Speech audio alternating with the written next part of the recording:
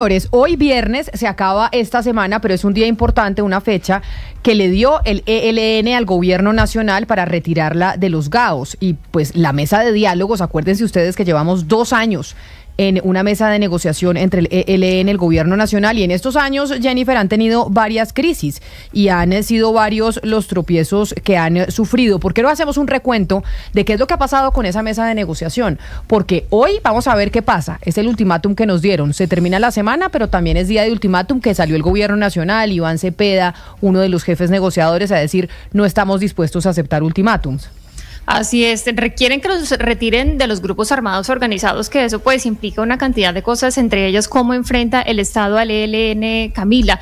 Pero sí, nos pusimos en la tarea y recuerde usted que esta era básicamente una de las visiones, de los objetivos del presidente Gustavo Petro cuando llegó. Él llegó el 7 de agosto a la presidencia, el 12 de ese mismo mes empezó de una con los acercamientos con el ELN. En octubre, él ya en su cuenta de Twitter pone una publicación en donde dice: vamos a reiniciar los diálogos de paz con el ELN, y el 21 de noviembre, Camila, básicamente ya se instala la mesa de negociación en Venezuela. Ahí estuvieron pues obviamente los representantes, entre ellos el delegado por parte del ELN de esta mesa de negociaciones, y así hablaba en ese momento sobre qué era tan diferente en esta ocasión para negociar con el gobierno.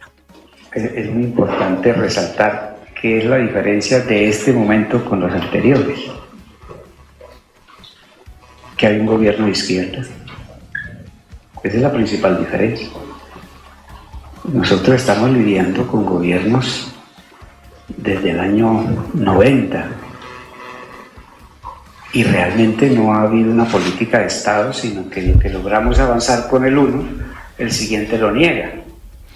Y precisamente por eso que decía Pablo Beltrán, que lo distinto es que por primera vez estaban negociando con un gobierno de izquierda, es que ha sorprendido a tanta gente pues que soliciten este tema y den este ultimátum de que los retiren de la lista de los GAOs, Jennifer, porque pareciera, y eso está sintiendo el gobierno nacional, que realmente lo que no quieren es negociar, porque incluso a un gobierno de izquierda como el del presidente Gustavo Petro, que les ha dado pues más que cualquier otro gobierno, como lo aceptaron cuando se instaló la mesa de negociación, pues le siguen poniendo trabas. Sí, uno hubiera esperado, Camila, que hubiera sido más fácil esta negociación, estos diálogos. Van 2 años, ha habido muchos tropiezos, también ha habido algunos avances, los vamos a mostrar en estos minutos, Camila, pero sí, muchísimos analistas dicen es que el ELN realmente no quiere negociar. Esa va a ser la pregunta y sobre todo muy importante, ¿qué va a pasar hoy después de este ultimátum que dio Camila? Pero esa mesa que se instaló, comenzó el ciclo, se cerró el 12 de diciembre, ahí no había pasado nada sobre el cese al fuego, pero comenzó la primera crisis. ¿Usted se acuerda, Camila, de este trino que el presidente Gustavo Petro lanzó el 31 de diciembre, todo mundo festejando, final de año, y él habló de un cese bilateral del fuego? Claro, es que, pongamos el trino si les parece en pantalla y lo leemos para la gente que no nos está viendo.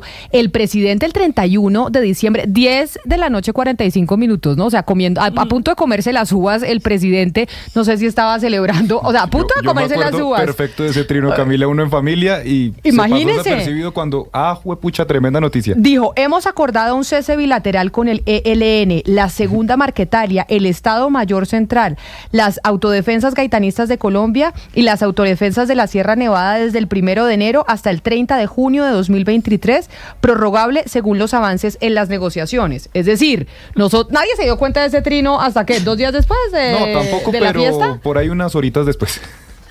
No nos dimos cuenta, Camila, hasta que reaccionó el ELN, que fue 2 días después justamente, y dijo: mire, nosotros no hemos acordado ningún cese bilateral del fuego, aquí lo único que vamos a acordar es lo que hagamos en la mesa de negociaciones, nos retiramos de este acuerdo que usted está diciendo y no aceptamos ningún acuerdo unilateral. De todas maneras, Camila, esto no frenó la mesa de negociaciones, se dio el segundo ciclo que termina con el establecimiento de la agenda que hoy conocemos. Claro, que son 6 puntos, y recordémoslos, Jennifer, que son participación de la sociedad civil en la construcción de paz, y se ha cumplido. Ese es uno de los logros que argumentan quienes están en esa mesa de negociación. El 2, democracia para la paz; 3, transformaciones para la paz; 4, la participación de las víctimas; 5, fin del conflicto armado; y 6, plan general de ejecución de los acuerdos. Digamos como que esos fueron los 6 puntos que se plasmaron en ese segundo ciclo. Sobre eso se negocia, Camila. El primero, digamos que más adelante vamos a ver que logró firmarse, pero entró una nueva crisis. Camila, ¿usted se acuerda de este ataque que hubo en la base militar en el Carmen, que dejó a 10 soldados muertos, que generó toda la indignación en el país? Claro que generó indignación y que mire, Jennifer, que generó esta respuesta del presidente Gustavo Petro. Si abrimos las puertas de la paz no es porque somos flojos, no es porque nos asustamos, que no confundan, sino que queremos ahorrarle a la sociedad colombiana muertos de allá, muertos de acá. Queremos que ese camino se cierre, pero no por cobardía, sino porque queremos firmemente que este país puede tener una segunda oportunidad, como dijese García Márquez. Y un mes después de eso, el 25 de abril, Antonio García lanzó unas declaraciones que generaron indignación en la opinión pública, Jennifer, y que pusieron en aprietos a Oti Patiño, el jefe negociador del gobierno en los procesos de paz. Sí, Camila, acuérdese que dijo el señor Antonio García que el ELN no hacía ningún tipo de reclutamiento, que las personas se vinculaban de manera voluntaria. Por supuesto, todo el mundo comenzó a preguntar sobre esto a Oti Patiño, el jefe de la delegación por parte del gobierno, y esto fue lo que respondió en su momento. Doctor Oti, ¿qué tiene usted que decir? Dice hoy Antonio García que ellos nunca han reclutado a nadie, que todos los jóvenes que están allá con los fusiles al hombro es porque quieren, que les da muchas ganas de entrar al ELN. ¿Usted qué piensa de eso? De pronto es así, ¿no? ¿Usted sí cree? ¿Usted cree que ellos nunca han reclutado a nadie, doctor Oti Patiño? Digamos forzosamente, no sé. La verdad no sé.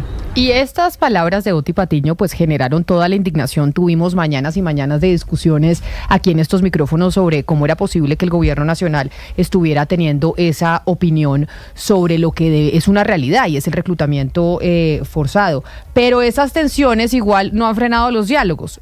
Se llegó al siguiente ciclo en La Habana, Cuba, y fue muy movido porque a los negociadores del ELN, Jennifer, no les gustó que el presidente estuviera cuestionando su autoridad. Y ahí otra vez empieza un tercer ciclo con tensiones entre las partes. Así es, el presidente estaba haciendo, digo yo, a Camila, una especie de análisis de lo que era la guerrilla del ELN frente a la cúpula militar, y básicamente pues sí cuestiona la legitimidad de las personas que están negociando. Mire lo que dijo en su momento. ¿Realmente mandan?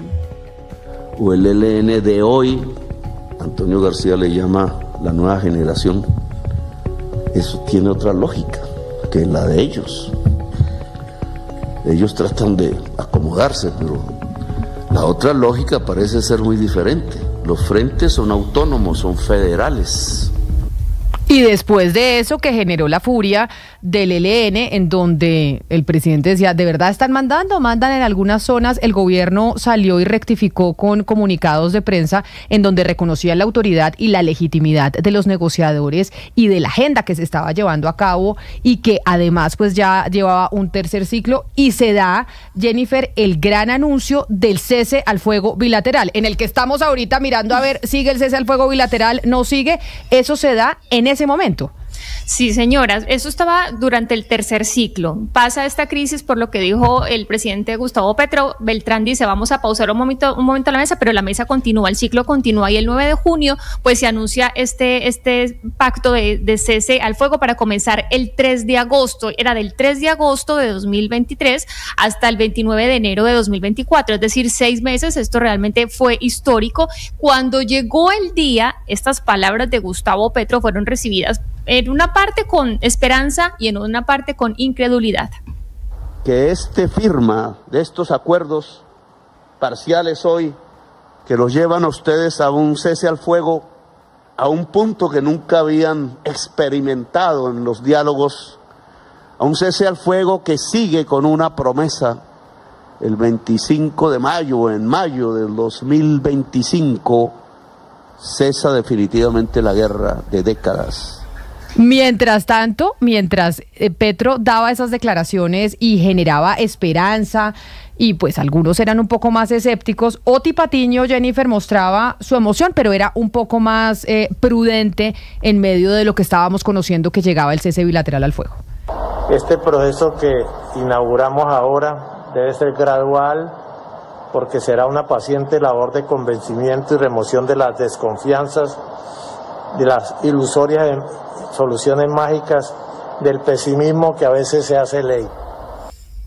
Y esa, digamos, prudencia de Oti Patiño, Camila, pues realmente tenía su justificación, porque el 28 de octubre, después de esta fiesta y de estas palabras, pues se presentó, recuerde usted, el secuestro del señor Manuel Díaz, del papá de Luis Díaz, imagínese usted, futbolista, estrella de la selección, y cae víctima de secuestro por parte del ELN. Y ahí es donde dijimos, y aquí en la mesa lo comentamos, es que secuestrar al papá de un futbolista de las dimensiones de Lucho Díaz es dejar por el piso la imagen de Colombia, de la seguridad de nuestro país. La opinión pública, decíamos todos, pues el ELN realmente no quiere negociar si está volviendo al secuestro y el secuestro del papá de Luis Díaz, que eso le dio la vuelta al mundo esa noticia. Sí, señora, y por supuesto esto volvió a poner en el tapete pues el tema del secuestro, la exigencia por parte del gobierno, de decir, mire, nosotros, si ustedes no dejan este tema del secuestro y entregan a todas las personas que tienen secuestradas, esto lo vamos a parar. El ELN, usted sabe, Camila, cómo responde, dice, nosotros no vamos a aceptar ningún chantaje ni ninguna imposición, ustedes no se hagan ilusiones porque el secuestro no es una precondición para la mesa de diálogo, sino que es un acuerdo al que tendríamos que llegar. Pero a pesar de eso, sigamos con el recuento, llegó el quinto ciclo de la negociación que trajo una noticia que nadie se esperaba, Jennifer, y esto fue en diciembre del 2023. Sí, señora, era ya Vera Grave, ella asumió el papel que tenía Oti Patiño y eso fue lo que contó. Y un anuncio que creo que es trascendente para la paz en Colombia, como es el anuncio del ELN, suspender lo que el ELN llama las retenciones con fines económicas, el gobierno lo llama distinto. Esto ligado a la prórroga del cese al fuego. Y 2 meses después, Jennifer, Vera Grave, y de esto que estábamos escuchando, en el sexto ciclo, ya llegamos al sexto, también se estaba prorrogando el cese al fuego por otros 6 meses. Estamos hablando del 6 de febrero hasta el agosto, hasta el 6 de agosto sí, del 2024, es decir, el mes en el que estamos. El mes en el que estamos, Camila, ya se acabó el cese al fuego bilateral y estamos mirando a ver qué es lo que está pasando, pero mire, después de ese anuncio, que también fue histórico, Camila, porque estamos hablando de 1 año de cese al fuego, pues realmente no ha sido todo color de rosa, usted sabe todo lo que ha pasado, se han presentado más crisis, por ejemplo, los diálogos territoriales, y esto sí que generó una fragmentación según los analistas, por ejemplo, de Ideas para la Paz. El gobierno le abrió la puerta a dialogar con Comuneros del Sur, un frente que hacía parte del ELN, ahora es una disidencia. Al ELN pues no le gustó eso porque dice, nosotros somos los jefes, así que ahí en abril de 2024 suspende el 7º ciclo de negociación. Y con mesa congelada y todo, con eso que usted está diciendo, fue muy curioso lo que se logró, y es que se haya logrado la firma del primer acuerdo de la agenda, porque uno decía, bueno, con todos estos tropiezos, todos estos ciclos, las crisis que se han vivido con el ELN, se logró la firma del primer acuerdo de la agenda, y así lo narraba Vera Grave. Que en ningún proceso de negociación de ningún gobierno a lo largo de la larga historia que ya tiene el ELN en negociaciones se había llegado tan lejos en temas como cese al fuego, etcétera, pero en la participación nunca se había llegado tan lejos, y esto es fundamental.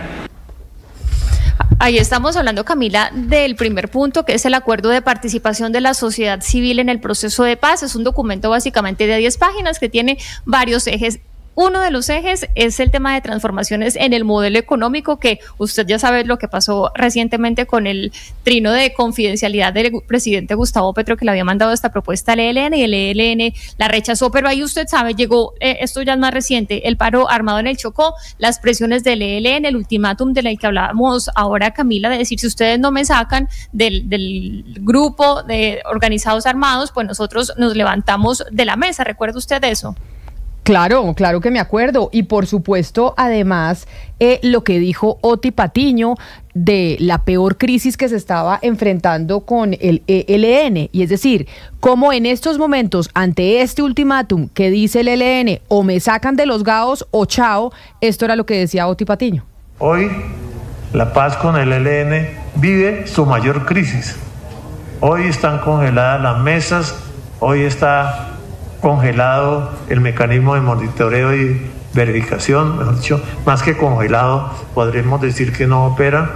Y desde luego, y la última declaración que hizo la delegación del gobierno, que está en las conversaciones con ellos, es un emplazamiento, o bueno, ustedes levantan el congelamiento, participan de manera real en la implementación, o esto no va para ninguna parte. Y estamos en la peor crisis y hoy 23 de agosto es que se cumple ese ultimátum. ¿Qué va a hacer el gobierno nacional?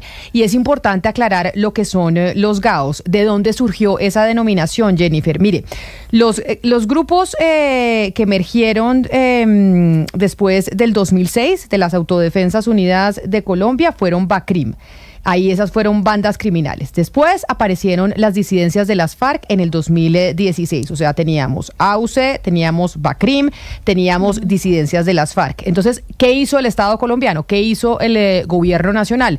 Pues para hacerlo fácil, en vez de tener que aprendernos cada una cosa, BACRIM, autodefensas, disidencias de las FARC, pues los metió a todos en una misma denominación y los llamó GAOs, Grupos Armados Organizados. Eso al ELN le molesta. Al ELN le molesta que los metan en esa cochada, todos juntos, que ellos sean lo mismo que las BACRIM, que sean lo mismo que las autodefensas, que sean lo mismo que las disidencias de las FARC. A ellos no quieren que los mezclen en ese mismo paquete. Y eso es lo que le están diciendo al gobierno y es el ultimátum que le ponen. Ellos están supremamente inconformes, incómodos con que estén ahí mezclados con todos porque ellos diden, nosotros somos otra cosa, a mí no me metan en los GAOs.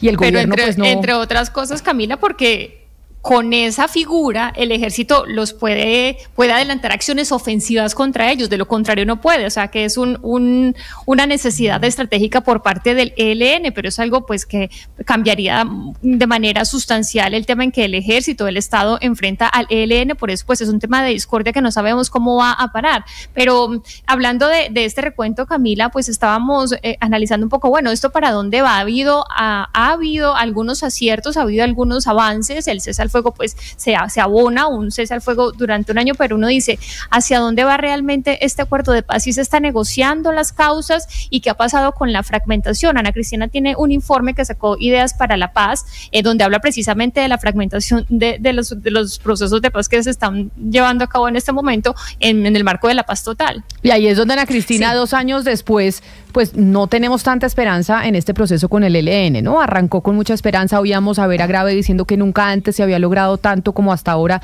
con esa guerrilla que hoy es la más grande del país, pero precisamente por eso que estamos viendo y por lo que hemos visto en estos últimos, en estos 2 años, la cosa no pinta muy bien. Sí, así es, Camila, Jennifer y oyentes. Esta semana la Fundación Ideas para la Paz y su directora María Victoria Llorente hicieron una presentación sobre el análisis del balance de estos 2 años de la paz total del gobierno Petro, pues, y con el solo título, pues ya se imagina uno el resto. Más continuidad que cambio, se llama el informe. Empieza pues contando con respecto al ELN, porque esto habla de todos los grupos que están en la paz total, pero para concentrarnos en el ELN, empiezan citando a la Defensoría del Pueblo y dice que la influencia del ELN ha aumentado en un 22% en los municipios colombianos. Entonces, el ELN entre 2018 y 2020 tenía influencia en 148 municipios. Si nos vamos a 2022, la influencia sube a 189 municipios y hoy ya están en 331 municipios. Hay una conclusión que se da. Quienes nos están acompañando en el canal de YouTube pueden ver los mapas que presenta la Fundación Ideas para la Paz y que en esos mapas se muestran las distintas influencias de los distintos grupos armados y hay unas conclusiones, 4 conclusiones básicas que se aplican básicamente para estos grupos armados. Entonces, en primer lugar, es que todos estos grupos lo que están buscando es, primero, control territorial, es decir, están buscando pedazos, fragmentos de territorio y tener el poder local. En segundo lugar, hay una alta fragmentación que parecía que no estaba... que digamos eso de las disidencias era solamente disidencias de las FARC que se dividieron en Segunda Marquetalia y en Estado Mayor Central, pues no, ya vemos lo que pasó con Comuneros del Sur, con el ELN. Tercer lugar, bajo contenido ideológico. Y en cuarto lugar, no tienen suficiente, ninguno de los grupos armados en este momento tiene suficiente capacidad para poner en jaque al Estado. Es decir, hay una confrontación, están en diálogos, pero ninguno, ni siquiera, ni el Clan del Golfo, que es el que más avanzado de todos los grupos, el que más control ha ganado es el Clan del Golfo, que es 55%, ninguno ha podido, tiene capacidad para doblegar al Estado. Pues sí, al Estado colombiano no como ente unitario, grande, pero sí doblega y pone contra las rodillas a muchos entes territoriales, porque Ana Cristina, ese mapa que estábamos mostrando, el de 2018 son unos parchecitos de una parte de Colombia, y ya el de hoy ya no son parchecitos. Uno descuenta la Amazonía, que casi no está poblada, y ya los grupos armados copan la mitad del país o tienen presencia en la mitad del país. Y yo creo, Camila y Jennifer, que todo este buen análisis que han hecho ustedes no se puede separar del análisis lo que ha sucedido en los últimos años con el tema de la coca y del oro. Hoy en día Colombia tiene 230.000 hectáreas de coca sembrada. Año récord 2023, el año 2022 fue récord, 2021 fue récord. Hace una década nosotros sembrábamos muchísimo menos de lo que hoy, y el oro, que también es una fuente de renta muy importante de estos grupos, Camila, no hace más que marcar récords este año. La onza de oro está en $2.500, entonces tenemos, y el Wall Street Journal citaba ayer una conversación que se tuvo en Washington sobre el tema narcotráfico en Colombia. Decían, ni Pablo Escobar hubiera soñado con la cantidad de cocaína que hoy se fabrica en Colombia. Claro, pero también usted tiene que ver los precios de la cocaína. Los precios de la cocaína también han bajado, los del oro no, pero los de la cocaína sí. Pero digamos, pues el drama de Colombia es que tiene más siembra de hectáreas de coca, pero también más ingresos de dólares por coca. Son las dos cosas, porque además lo que han hecho estos grupos, y no lo contó muy bien, no lo han contado muy bien los expertos, es que siembran más coca por hectárea, se han vuelto más productivos. Entonces, pues creo que esas dos cosas van de la mano con lo que cuenta Jennifer. Y otra cosa que no se puede aislar de esta conversación y de lo que va a pasar con las negociaciones con el ELN es Venezuela. Y sobre todo el lado Venezuela tiene que decir, el ELN tiene que decirnos qué fue lo que decidieron en su 6º congreso, que ya se hizo en mayo de este año. Ya han pasado unos meses y no se sabe absolutamente nada de qué fue lo que decidieron en ese 6º congreso los del ELN, que van a hacer la guerra o que van a hacer la paz. Eso no lo sabemos. El ELN tiene que decir, o ellos están esperando lo que pase políticamente en Venezuela. O sea, depende su actitud frente al gobierno de Colombia, lo que pase en Venezuela. Eso es otra cosa que no podemos desligar, Ana Cristina, de esta conversación y estas negociaciones de paz entre el ELN y el Estado colombiano.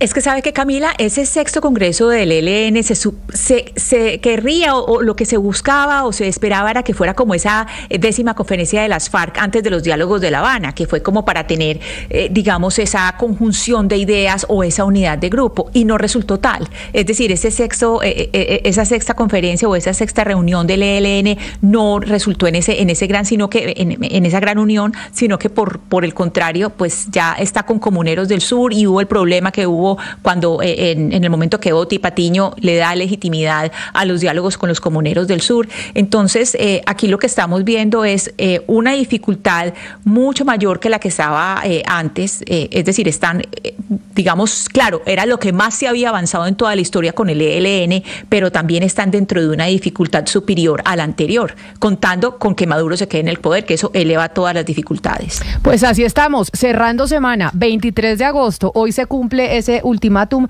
que dio el ELN al gobierno nacional, y pues estamos a la expectativa de qué va a pasar con esas negociaciones que llevan 2 años entre el Ejército de Liberación Nacional y el gobierno del presidente Gustavo Petro. Así nosotros llegamos al final de esta emisión de Mañanas Blue, al final de la